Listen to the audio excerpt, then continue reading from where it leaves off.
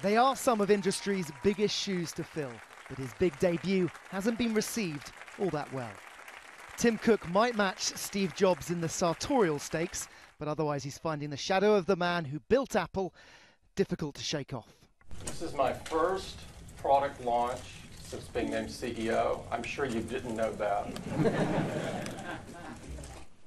I am so incredibly proud of this company and all of the teams that work so hard to bring all of the innovations that you've seen today to reality.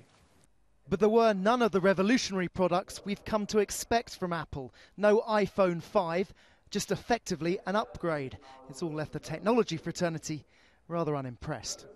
Well, the lack of Steve Jobs today meant that there was definitely a little bit less sparkle than normal, and I think it left the whole thing feeling a little bit flat. They couldn't quite generate the same kind of hype.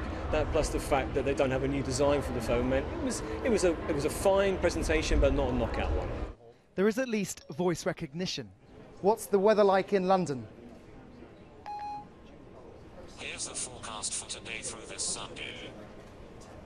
But the hype and hysteria of previous launches may not be replicated. Apple are focusing on emerging markets this time, not emerging technology, and that may give competitors the chance to catch up.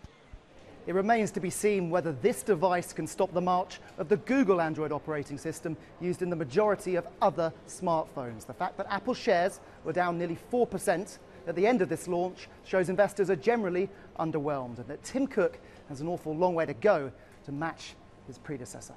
Richard Pallot, ITV News, Central London.